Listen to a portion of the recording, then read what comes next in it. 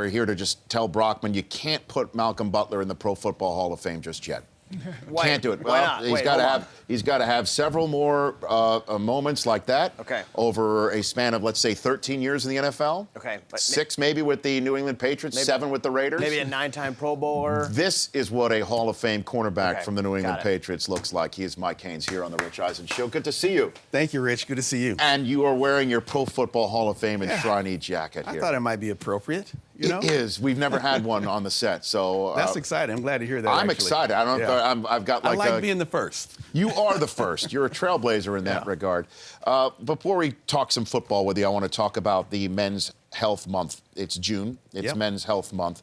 And you have a Know Your Stats campaign that you'd like to talk about here, certainly with prostate cancer being at the forefront of your life. What can you tell us about this Know Your Stats campaign? Well, the campaign is an awareness campaign, obviously. It's I found out I had prostate cancer just by being in the right place, you know, at the wrong time, really, or the right place at the right time, I guess.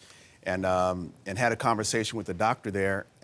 It just gave me a lot of statistics. 1 in 6 men would be diagnosed with prostate cancer in their lifetime. And I thought that sounded like a lot of men. I said, how many women get breast cancer? He said, 1 in 8. I said, well, why is it that I know a lot about breast and breast cancer? I don't know anything about prostate cancer. And he didn't have any reason for that. And then when he said there's 1 in 3 African-American men would be, I mean, if it runs in your family, 1 in 3 will be diagnosed. And if you're African-American, 1 in 5. And so that was enough information to get my attention. When I got back home, I called my primary care doctor, and he looked at my chart. And I had just had a physical 4 months earlier. And he says, well, I'm looking at your chart here, Mike. Your PSA has risen, you know, over a 2-year period. Let's get you a biopsy. I don't know if that phone call would have happened. You know, I don't know if that conversation had not happened that I would know right now. I might have found out when I was a little bit in a worse situation.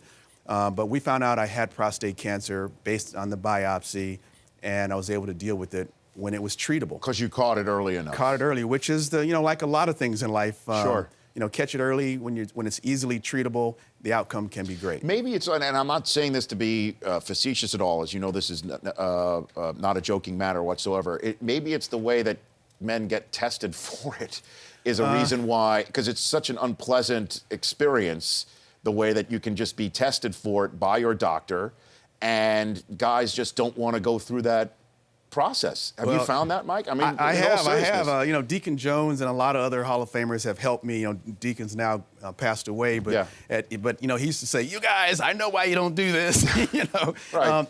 But you want to stay alive. You want to live a long time, and so you got to forget that. And we get no sympathy from the women when it comes to that. I know. You know, sure. And unfortunately, there's nothing in our lives that happens until we get older to make us even think about our health. And when it's something like that, maybe it can prolong it, but hopefully guys are starting to understand that that's just a couple of seconds and it might prolong their life for many more years. How early would you suggest, how young would you suggest men go ahead and get this checked out? Well, as a spokesperson for the Urology Care Foundation, I've actually been trained to say that it runs in your families. Every situation is different. You need to have a conversation with your doctor. When I was the spokesperson, we should say 40.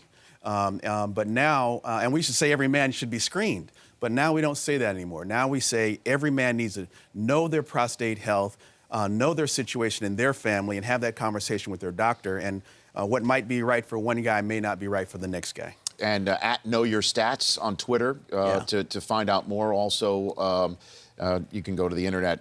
Is there a website for this as well? KnowYourStats.org. And they can also go there and take a pledge, or you know, we're trying to help with increase the awareness. So there are a lot of men out there that have prostate cancer. So I'm trying to get those men during the month of September. And now, during the month of June is another great month to do this, is to talk about their experience and educate other men. I've actually been in situations where I know it runs in the family. The father died of prostate cancer. The older brother had surgery and had his prostate removed.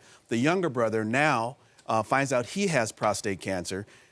First time he ever heard that it runs in families. And so he calls his older brother and says, "Hey, man, I just had diagnosed with prostate cancer. I'm calling you because it runs in families." And the older brother says, "I had the surgery 2 years ago." He never called his younger brother. So men don't talk about it. And we're trying to change that with this campaign. And and understand that we need to recruit women into our campaign as well. Sure. Because they don't mind talking about health issues. I'm here with Mike Haynes, Pro Football Hall of Famer, also with the Know Your Stats campaign here on the Rich Eisen Show. And it's interesting enough that you're now out trying to get men, grown men, trying to teach them some life lessons. And when I first met you, starting with the NFL Network in 2003, you were the VP of Player and Employee Development. Yeah. Teaching kids coming into the league about life lessons at the Rookie Symposium, essentially, trying to tell these kids that, yes, you are big men on campus back in the day. That is now over. You are now part of the National Football League. Yeah. There's all sorts of spotlights on you. All sorts of people are going to come out of the woodwork looking for money, looking to change your life in a way that you're not so keen on doing. And a lot of these young men didn't get through to them. What was your essential experience running the Rookie Symposium, the next one that's coming up later this month with the NFL? I think, a lot of people are used to getting advice their whole life, especially athletes, being a better decision maker, getting your homework done, getting good grades, be a good guy. And when you get to the National Football League, it's just another one of those meetings. I felt like really we took too much information and tried to rush it down, in a few days. The thing that I had wanted to do is to have every team have their own Rookie Symposium. Well, don't they do that now? Well, but they don't do it the same way. I mean, exactly with the same kind of focus as they do the Rookie Symposium, do it at every club. And so bringing in former Buffalo Bills to talk to the current Buffalo Bills, guys who have had health issues, guys who've had financial issues, guys who live in the community and want those guys to stay in the community. I just think it would have a different ring to it. But they're bringing the guys back to the Rookie Symposium, and it's kind of an extension of my idea. But I don't think it's going to be as successful as it could be if it was at the club. Yeah, well, I mean, some clubs do it. I guess not all clubs do it. The Rookie Symposium's now moved to the Pro Football Hall of Fame. Yeah, everybody does that. Everybody's going there now. What do you think? Do you think that is, because you've shown up at these symposiums now as a panelist speaking to the kids? Well, and as a coach, actually I'm in the breakouts with them, and we get a chance to talk to them about their experiences and my experience and other guys' experiences, and try to help them come out with a plan of what they're going to do the next few years in their career. That's a pretty good program. It is, but it would be great if we did that at a club where they see me every once in a while. Mm-hmm. They see me, they'll never see me again, at the Rookie Symposium. But if we did that at a club, I think that it would be a lot better, because in the off season, they'd see the guys, they'd see them after games, they'd see them at the golf course. Just a completely different transition. When you say a club, it's not the club, right? Don't do it at the club. That would run counter. That would run counter to what we're discussing right now. What was the most impactful speech you've ever witnessed at a Rookie Symposium? Delivered by whom and about what? I'd have to say it was probably Chris Carter. He's incredible. Yeah, and he would be the last speaker at every one of the Rookie Symposiums. And he would leave a lasting impression. And, his career, he had a great career, Hall of Fame career, but it didn't start off that way. And so he's able to relate his message, his experience to those young players, and they could all relate to it. And basically, the thing that I think a lot of guys take away from his presentation is, you need to figure out also how you can take advantage of this situation. The NFL is taking advantage of you. You need to see how you can take advantage of the situation as well. Not enough of these draftees view it that way. Yeah. Why do you think that is when it comes down to it, Mike? I think, that's why I say I think it would be better if it was at the club. And then, the guys who are there can spend more time with these young players, and that they could give them real life examples. I used to think, I wish I had a bus where I could drive all the rookies down this street and have all these famous guys' homes and say, here's where Jim Brown lived. You guys are running backs. This is where Jim Brown lived. Do you know Jim Brown's story? No. Who's great Jim Brown? You need to understand who Jim Brown is, and so you need to know his story.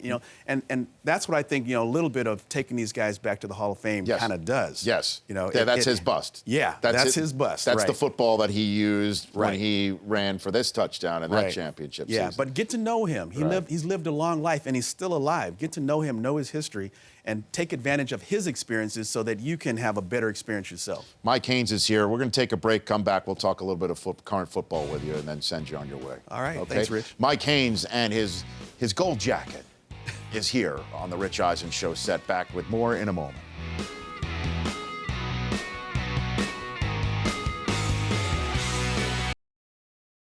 Welcome back to the Rich Eisen Show. Bless the sports bookies in London. They already have odds on who's going to replace Sepp Blatter as the new president of FIFA. Can you imagine? Oh my gosh! I'm here with Michael Haynes, the Pro Football Hall of Famer from the National Football League days. Do you associate yourself as a Patriot or a Raider? What do you think when you? I used to say it depends on where I am when you ask me. So right here, you're a Raider. I'm a Raider. Yeah. You go back in the Northeast. Then I'm a Patriot. You're a Patriot. Yeah. What do you make of the Deflategate stuff? I feel like they're making a mountain out of a molehill. Really, I don't really understand the why such a big penalty. And I really don't know if it made that much of a difference. I mean, from the film that I saw, that they discovered it in the first half. They used legitimate balls. It's the second half where he had the heck of a game. Right. Super Bowl. He's always thrown good balls, and I just think that if there is a difference, it's very subtle. I listened to an interview with Warren Moon. I've talked to some other guys, quarterbacks, about it, and they said that it can make a difference. But it's such a small difference. I don't think it makes that big of a difference where should be that big of a penalty. That's my feeling. Did you ever use Stickum? I didn't have to. I didn't have to. No. Lester did. I mean, when I came to college, I was a receiver. I wanted to be a receiver and ended up a defensive back. Right.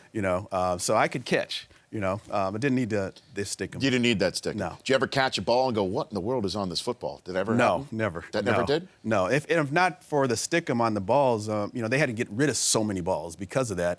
I don't know how many balls they would normally have for a game, but because of Lester getting so many interceptions in a season, and I think even when he didn't get the balls on the ground, if he reached down and picked it up and threw it back to the official, couldn't use it anymore. And guys, he was such a popular player that other guys were starting to use it, and they were using way too many balls, and they had to outlaw it. Do you think the Raiders can come back down here and be popular? Do you think that that might be the future? I think wherever they go, they're going to be popular. And I'm an Angelino. I grew up here in Los Angeles. L.A. needs football. I grew up with football. There's just too many football fans here. So I don't know if this is the right place for them. I know there's a lot of Raider fans that would love it to happen. Right. But I've been talking with Mark Davis. He really wants to stay in Oakland. If he can't get his way there, then clearly he knows he's welcome here, and they'll build a great venue, and I think it'll be a great place to watch football. Yeah, I mean, there's discussions of the Raiders coming down here and playing in all potential sorts of facilities. I think there's no question that there's enough football fans that are here. Certainly enough football fans that would also want to come here once every 4 years for a Super Bowl. Absolutely. I mean, I think something like that would actually work. You Yeah. know? So, and what else are you up to, Mike, before I let you go? Anything else going on in your life? Well, I got, my family. So I have a 15-year-old son who's playing quarterback. He looks like this will be his first year maybe starting in high school at quarterback. Is any collegiate program sort of? Talking to him. They're just now starting to talk to him. He's going to his junior year. Does it have to go through you first? No, a family decision, decision. Of course, I'd love him to stay on the West Coast. Yeah. But already schools in the East Coast are already talking to him. Okay. So he's going to have What some about options. Arizona State? I Your love legacy. that. I love that. I'd love that. That'd be, that's my alma mater. And he's going to a camp there this summer, so we'll see. They've already met him and talked to him just because I go over every year and follow the Sun Devils so closely. And he plays quarterback. Okay. Yeah. How does he like his footballs, Mike? I mean, do we know? Have you had this discussion? That's why Does I he say like I don't 10 think it PSI, matters. 12 That's why I PSI? think it doesn't matter. Okay. I don't know. So far it doesn't. I think really Tom Brady must be a perfectionist. That the ball has to be just right. Because I don't think most guys really would notice a difference of 2 PSI. If he does and it makes him throw the ball better, I could understand it. But if I don't think it's that much, it's going to make not going to make him throw missed the guy by 100 yards or Right. 10 yards or whatever. It's not going to make that big of a difference. KnowYourStats.org. It's Yeah. Men's Health Month. Everybody should go make sure that they're healthy.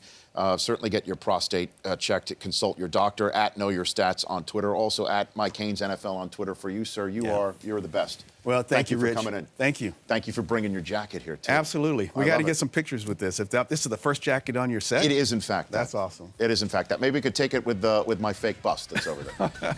The Rich Eisen Show, weekdays at noon Eastern. On Audience.